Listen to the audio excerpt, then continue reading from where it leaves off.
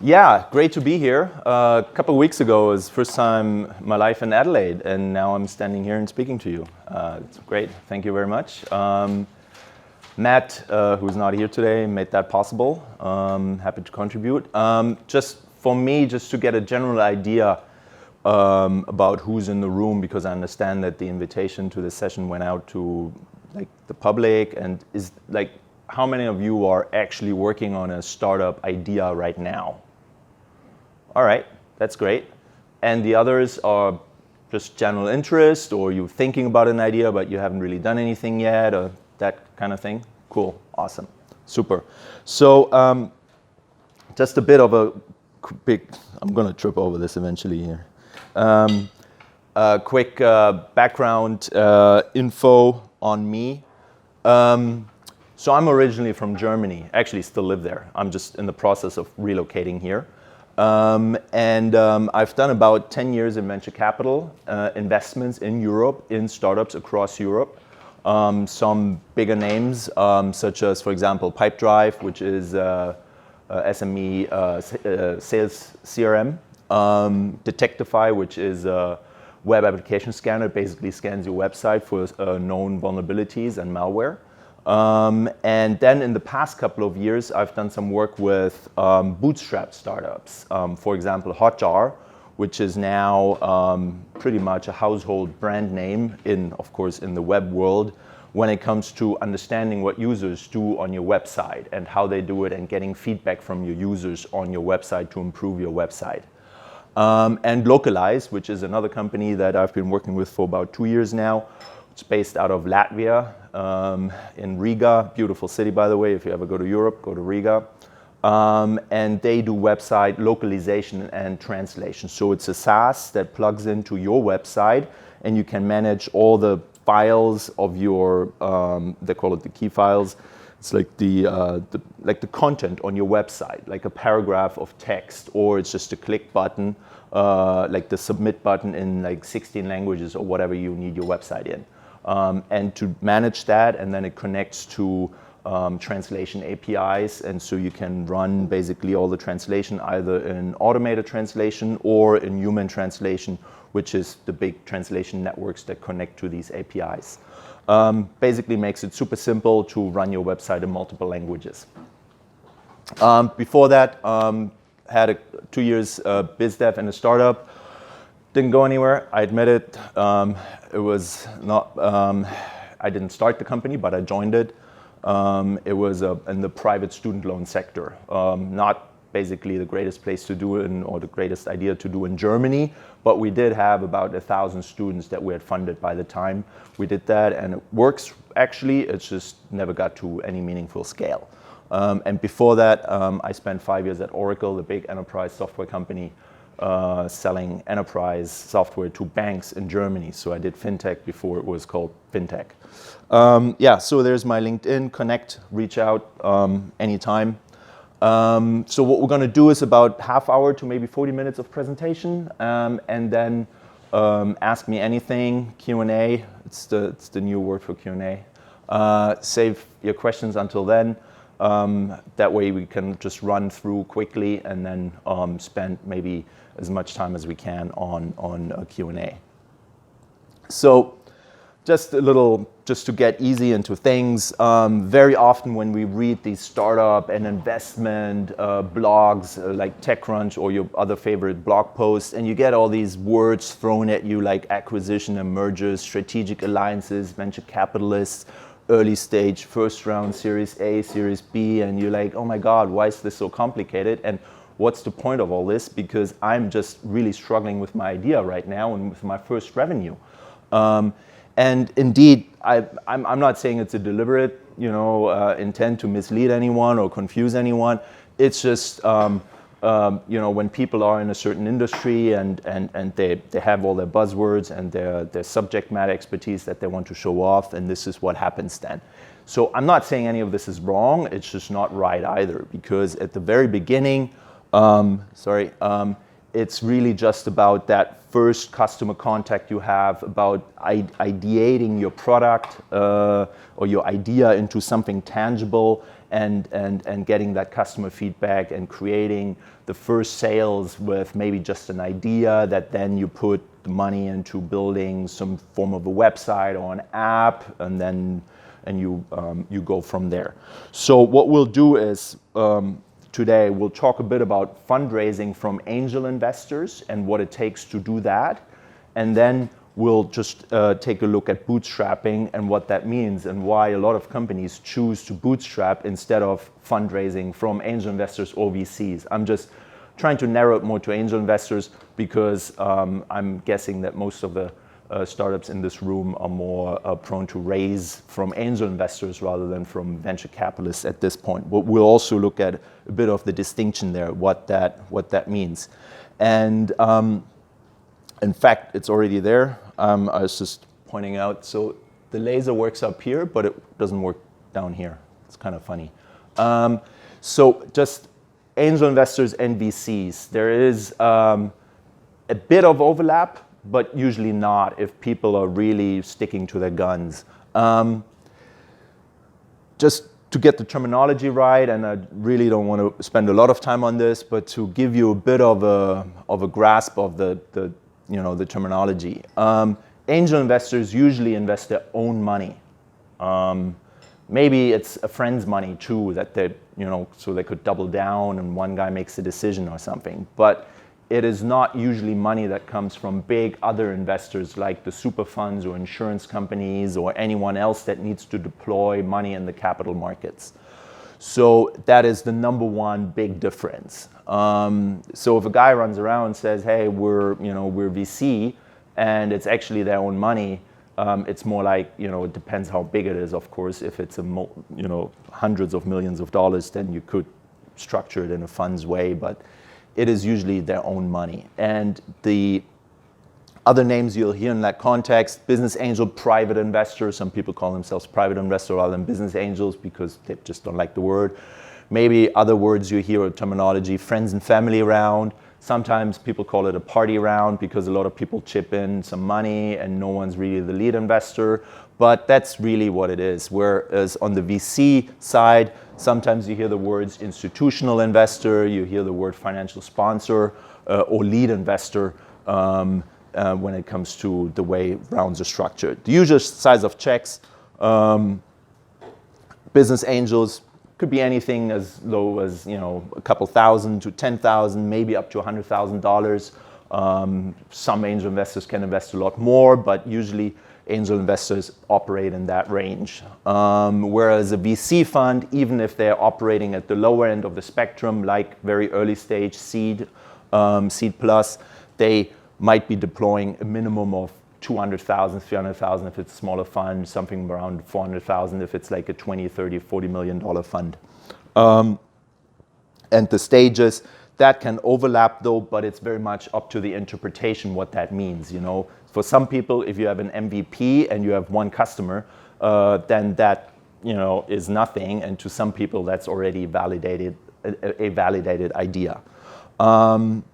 But then again, angel investors usually operating in that space, like pre-seed, meaning there's just an idea. Seed, there's maybe some sort of little revenue. Seed plus, there's sort of an extension. It's all broken down into these sub stages of seed in the last couple of years. Whereas when it comes to the VC funds, their territory is usually the Series A and upward investment spectrum. In terms of the setup, angel investors, one-person show, maybe small family office, some money came from somewhere, sold a business previously, so maybe there's like two people taking care of investments for a wealthy family, something like that.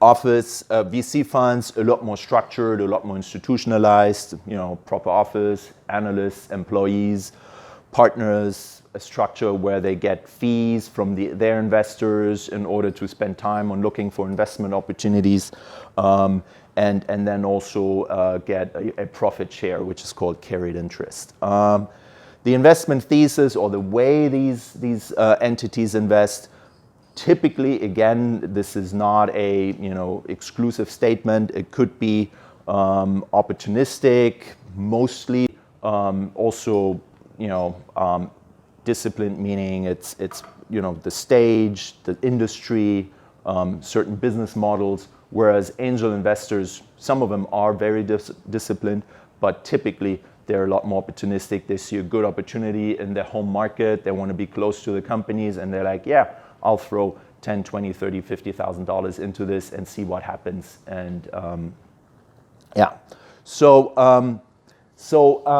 if you choose to go that route and you want to raise money from angel investors, really the story is how do you approach that market? Because angel investments, for what I just described, being a lot more opportunistic, it's really a personal decision, not so much a team decision, is the question. So how do you approach that? How do you pitch to them, aside from actually where do you meet them, which is a different story? Do you pitch that on, do you ride on a certain idea hype? So everyone's, doing scooters these days, and you're like, hey, we're going to do scooters too, but, just in Adelaide, we're the Adelaide-based green scooter company or something, right? Is it a market size thing? Are you going out there and you say, there's 7 billion people on this planet and 4 billion mobile devices, and we're going to be pitching it based on big market sizes that we want to tackle? Is it more about team wisdom? We're smart. We haven't really nailed it down yet, but we're really smart and we have a track record of solving problems. That could also be a way of pitching to angel investors. There's certainly a vanity aspect to it. A lot of angel investors, typically wealthy, business people that have made money before, spend a lot of time on the golf course or, I don't know, hunting or whatever. And they want to have stories to tell their friends. And I've seen that a few times, that if you pitch that the right way, people are like, yeah, I like it, and I have a story to tell my friends on the golf course. So that's not a joke. So that's the way you pitch it. It's really worth thinking about the way you approach that. But the number one thing that really convinces most angel investors, and especially the ones that are a bit more structured, that are a bit more focused on their way of, that keep track record of what they're investing into, is the progress in building the product. And that comes down to the actual weekly cycle of achievement that you have.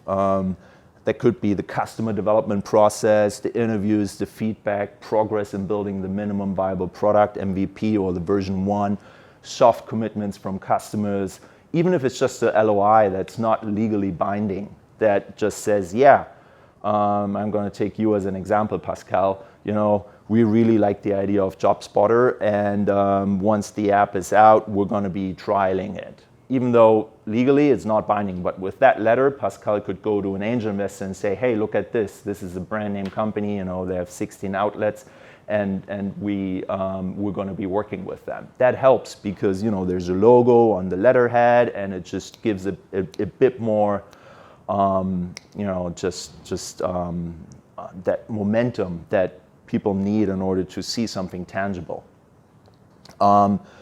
You could even, if it's not soft commitment, but a hard commitment, right? You actually sell the product before you build it. Plenty of people, especially in software, that's obviously, it's a tried and tested model, but you could go out and sell, the actual module or idea or first stage of whatever you build to a first customer who then gets to use it right away, whereas the others still have to wait. Hiring is one of those things. Now, obviously, this also already requires some money, but if you do have it and you are hiring, then that, really, to many angel investors, that is the number one indicator of, are you able to hire people, and what kind of people are you hiring? Is that, is it, really someone who goes a long way with you. Really someone who is hard to convince, someone you've worked a long time for to convince them to come on board. Because if you can't sell that idea to an employee, you probably have a hard time selling it to customers as well. So it's just a proxy for, can you sell an idea? Iterating fast, removing obstacles, and showing progress from week to week. And that progress something, if you can update people on that all the time, basically saying, hey, we just want to let you know we've closed 2 more LOIs. We're now in the development process at stage X, and we're still looking for investment, and we'd love you to be on board as an investor. People love to be updated over a certain time. They don't want to be cold pitched and then have to make a decision on the spot. Similar context, not exactly the same, create an advisory board. Very often, an advisory board, you could also call it an expert board, or it doesn't have to be a legal board in terms of directorship. The point is you want to surround yourself with people that lend their relatively more famous name to your project and to your pursuit. These could be ex-leaders from the industry that you're targeting, you're operating in, renowned entrepreneurs that have had an exit and therefore proven success, other industry veterans, any kind of brand name person.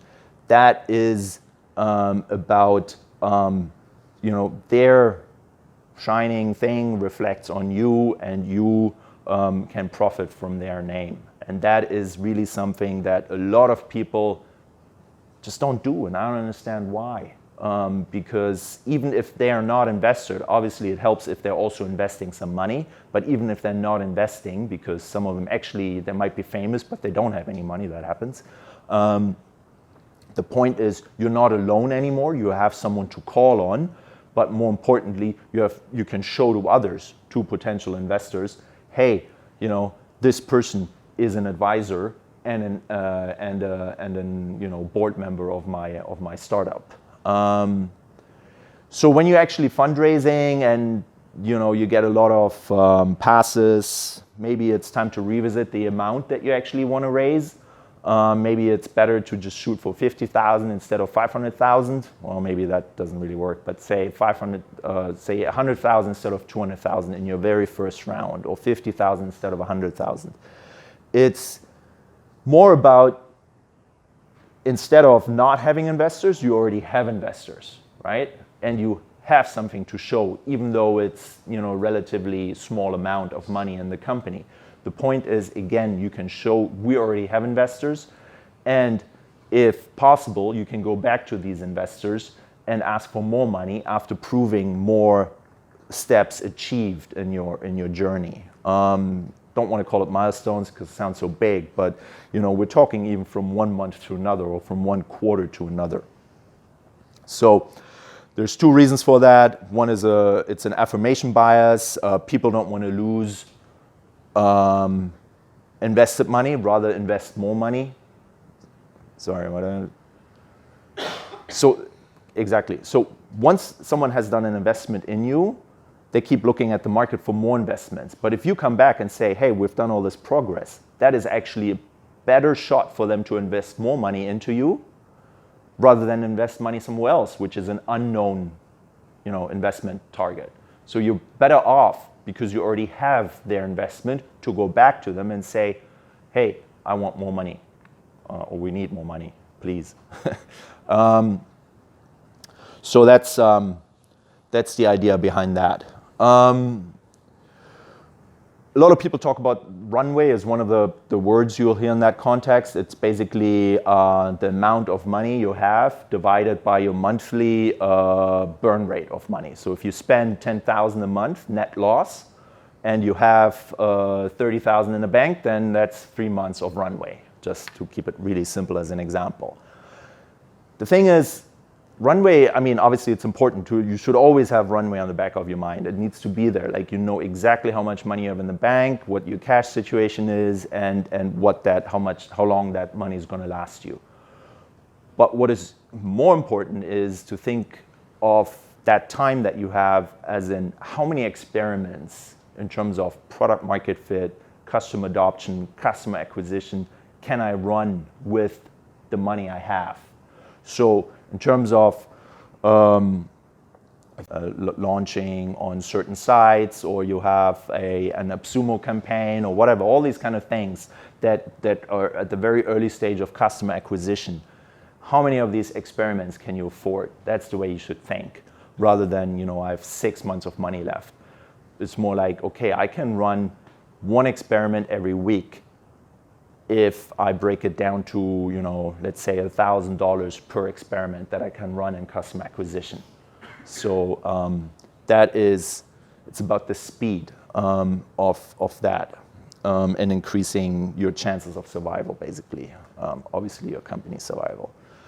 So the other thing is, a lot of people, when they talk to investors, what I've seen, especially from first-time entrepreneurs at the very early stage. So it's not only first-time entrepreneur a couple years into the journey, but at the very beginning of the journey, the conversations are very one-sided. They're usually entrepreneur pitching to the investor sitting there nodding, saying maybe, asking a couple of smart questions, and then that's it.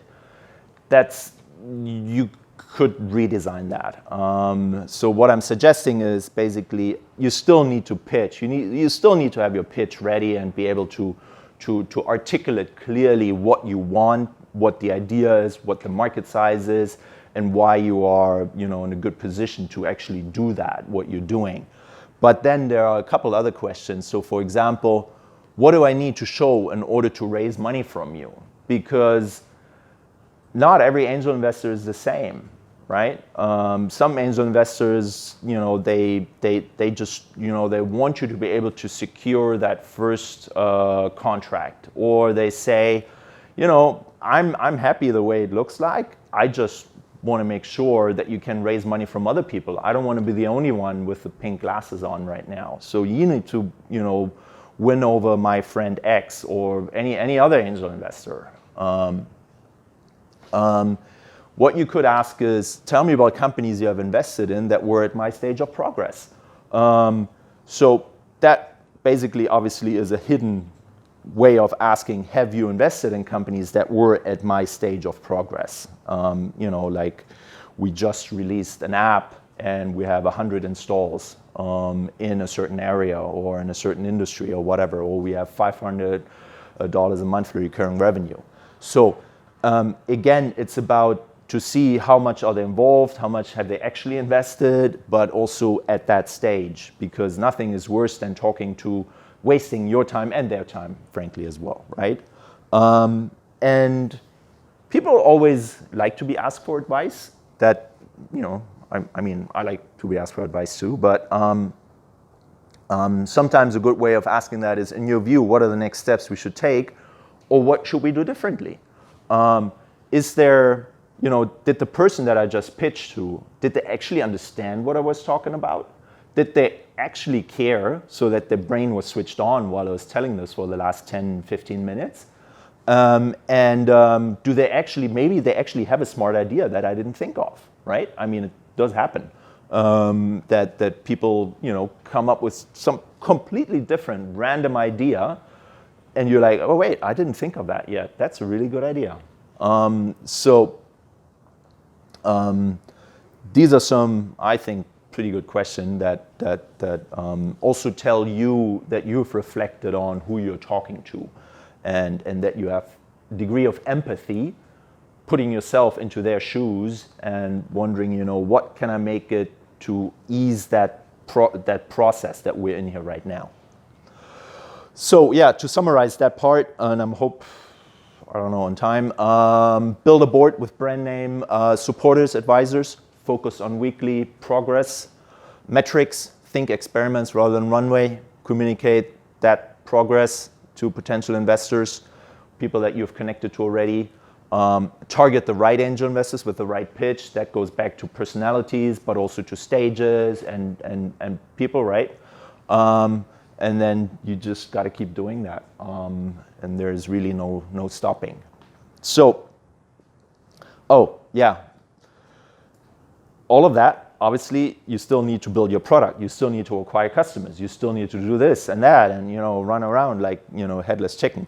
So I would recommend, if you are not standing with your back to the wall, about a day per week for fundraising. And that includes researching, writing emails, asking for introductions, you know, scheduling meetings and actually meeting people. Because if you do a lot more than that, you actually don't have time to build your product and with your co-founder or your agency or whoever you're working with to build an app or a website or whatever, and talking to potential customers.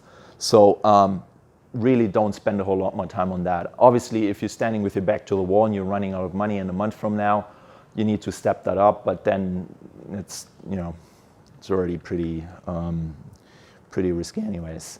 So now we're coming to the bootstrap side of things. Actually bootstrap, it's a sort of a foggy term these days.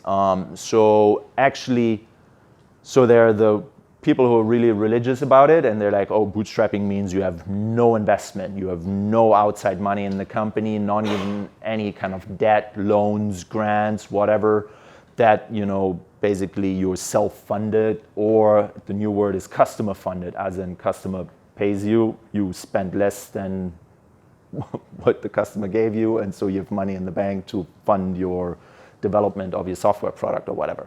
So that is something.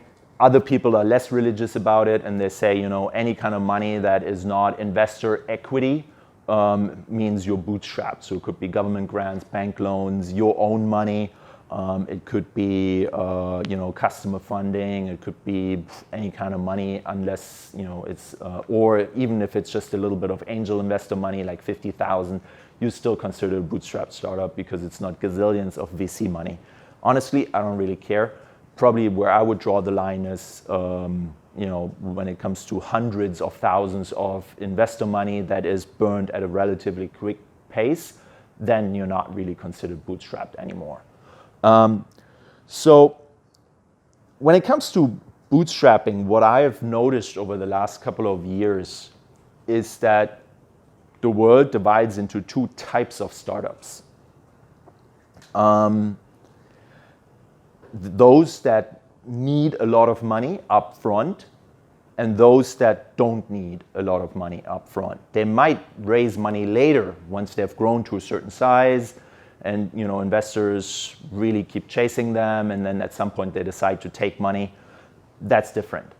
But if your startup's DNA, and this is something that really comes down these moments, like when you're thinking about your idea, how do I build this, is if you have a sales-driven business, if you work with enterprises rather than like SMEs, or if you build a product that could be considered some sort of all-in-one product, like a Swiss Army knife, lots of functionalities, lots of features, lots of modules, lots of this and that. If you're creating a new market, something no one's heard of before, if it's complex, if you need to educate the customer in some longer term process, lots of advertising, lots of webinars, lots of this and that. And if you have that sort of ambition to, this is all or have the ambition to dominate the world, which we always hear a lot in the startup blogs, right? That is something that requires money. Whereas on the other side, if you have more what could be considered an inbound driven business, like customers come to you and say, this is interesting, they find you on the web based on some content marketing, for example, and then it's just about converting that interest into sales, or it's focused on SMEs, like small businesses worldwide, preferably worldwide. It's more transactional, right? People look at it and they're like, oh, $50 a month, yeah, I'll buy that. It could be very viral. In B2C, the new term in B2B is product-led growth. So you have a lot of virality built into the product. So every time I upload something, it invites someone else, or like Dropbox, right? You share and someone needs to sign up to Dropbox. That's virality. That's built-in virality. If, as opposed to the Swiss, like we're killing the problem right here with that single feature product, as opposed to building a big palette of features. If it's in an existing market, if it's a more simple product, if you're more about dominating a niche rather than the whole world, then you basically can be self-funded. Very likely, if you're all on that other side, that you need funding. So right now, when you sit down, and whatever idea you have, it doesn't really matter. If you are on this side, you're going to need to talk to investors a lot. If you are on this side, you can just focus on market success. It does not necessarily completely rule out funding or no funding, but it is much more likely. So let's say 80-80, right? 80%. And then there's the other 20 that made it somehow in this world, still building a company without funding. Or here people raised money because they, I don't know how and why. So that's really, it comes down to the DNA of your setup. Team composition is another thing, really important. I'm going to speed up a little bit because I think we're behind time, right? Oh. If you're two business founders and you want to build an app, and none of you has ever built an app, then obviously you need money to hire someone to build the app. You see where I'm getting there. So you need money to hire someone. Whereas if there's two technical co-founders, or one guy has built an app before, is a designer, and the other guy is a tech guy, and you basically have the skills to build an app, and eventually you hire someone to run the business side of things, right? So bottom line, in the early stage where we operate, and this is about tech startups, tech skills trump business skills. It's very simple, and now I said Trump, hey. So Hotjar, just as an example, 5 founders, 2 tech guys, 1 designer, 1 product guy, and 1 business guy. Localize has 2 founders, 1 tech guy who's a genius, that helps too, and a business guy. I sometimes see startups, 2 business guys, and they want to build an app for X. If they can raise the money, that's fine. But it's much harder that way, right? Because you need to raise money first that then you give to someone else in order to build the app. And if you don't have that skill set to manage freelancers or to manage an agencies, to really convey what you want and manage that process really closely held to your chest, it's going to be really hard to be successful. So alternatives to VC funding or any kind of funding in terms of equity funding. Family and friends, obviously one of the first go-to things. That said, not many people have rich family and rich friends. Bank loans, it does happen sometimes. Government-sponsored debt, sort of matching grant facilities.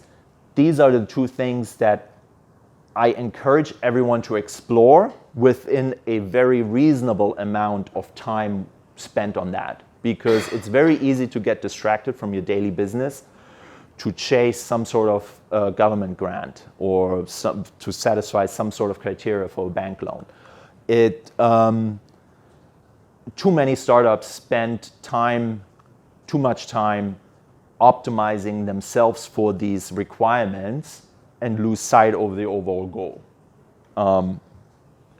And it doesn't happen that governments, sometimes it's not great when they throw too much resources at the startup world or change the strategy every year. So in Singapore, for example, a couple of years ago, government changed every year their strategy on startup funding, and you can see how a lot of startups went every year like this or that in order to satisfy some sort of grant requirement in order to then pull in the money.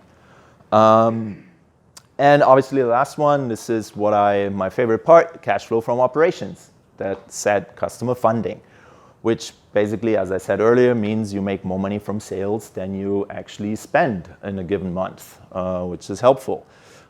It goes to the heart of your revenue model, your business model, and your startup DNA, your company's DNA that I referred to earlier.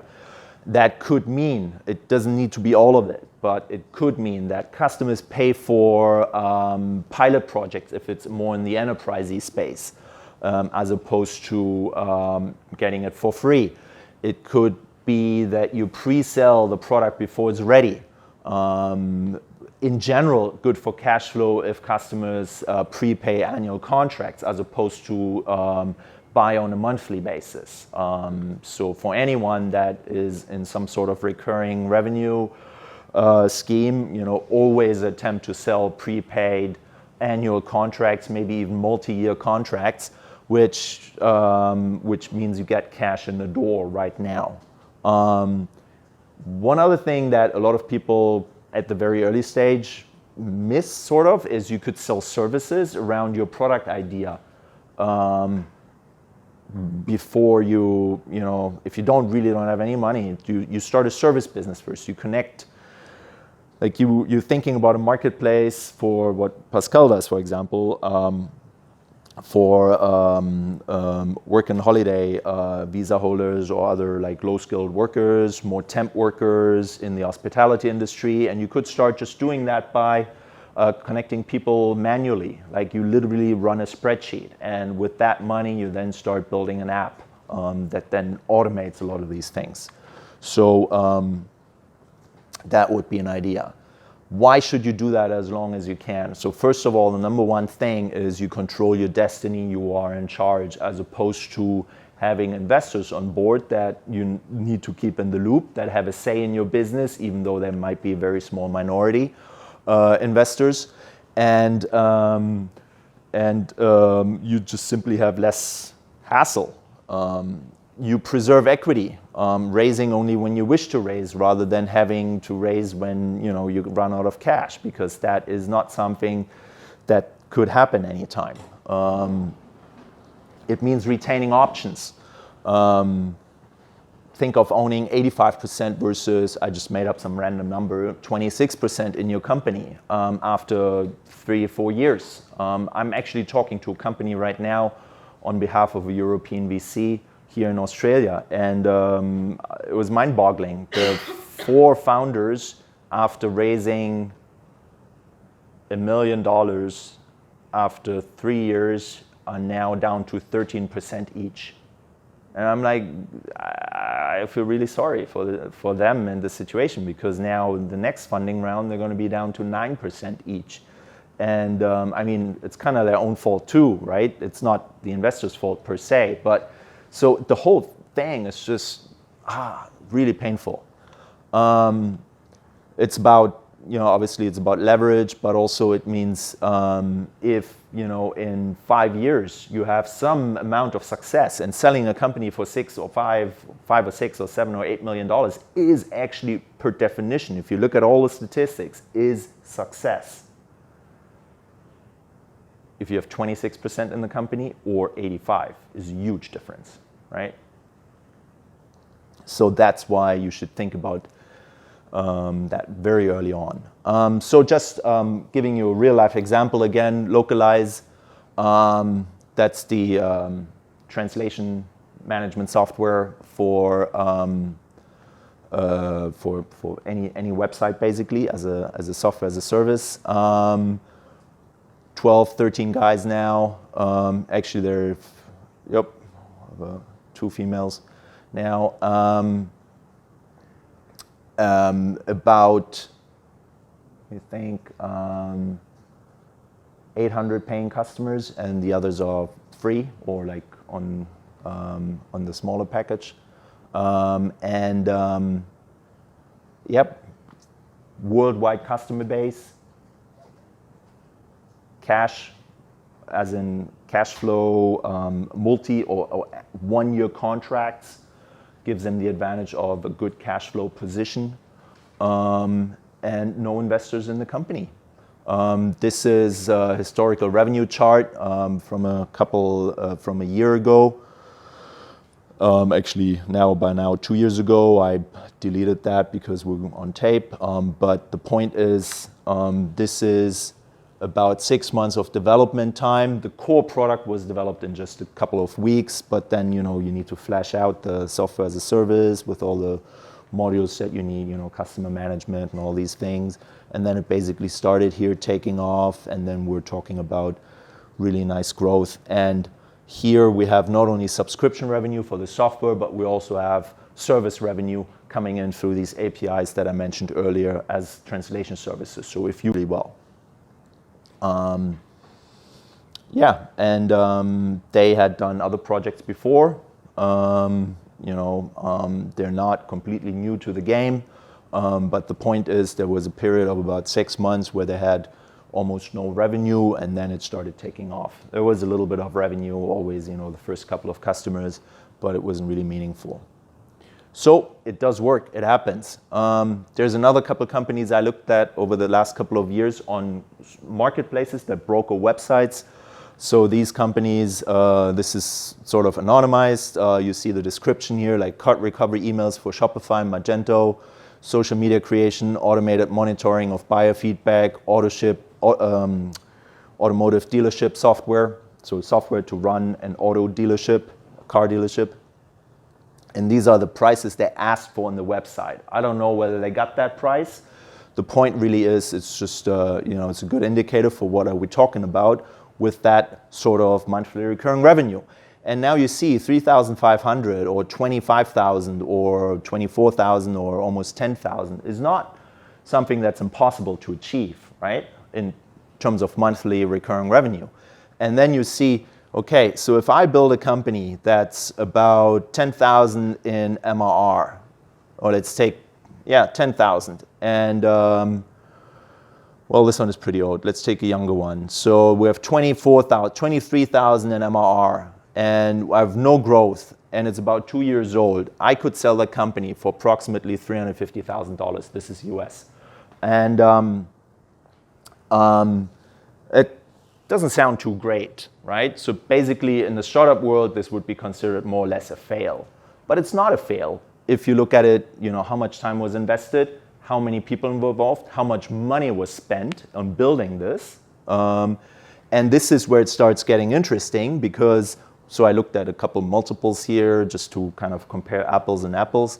And what I saw is that this works if you have, two founders, one founder, 2 angel investors. But, it's 15% for the angel investors, not more than that. But the point is there are really mostly no investors in these companies. So if you spend 2 years and you came to like 80,000 in MRR, but you get tired of it, you get bored of it, or you have another project that you think is more exciting, and you're like, I could sell that company for 3 million after 2 years. That's pretty good, actually. These are valuations to buy a company, not to invest in the company. That's a different type of valuation thinking.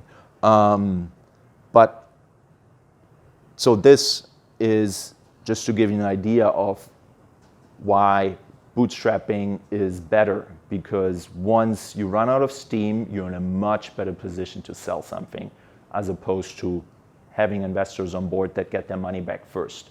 Because if these guys had invested, I don't know, 200,000 or 300,000, they're getting that money back first. And the entrepreneur gets nothing or very little. So just a quick summary again. Consider customer funding in depth, other non-dilutive funding options in depth. Explore this outside your comfort zone. I know it's really hard. It's really hard to like knock on people's doors about grants and or getting customers to pay, and product that you don't really have yet, but it works. The savviest entrepreneurs are those who bootstrap all the way or bootstrap first and then raise money later on their terms. And that is really what I wanted to leave you with in this lunch session. Here's a bit of a task. Don't do that now. You could take that home. Just what can you do in the next 6 weeks to proactively bootstrap, right? Extend your runway. Consider more experiments. Rethink your cost base. Rethink arguments for customers to prepay. Rethink priorities. So that's something for everyone to do. And I'm happy to take all the questions in the world. Yes, please.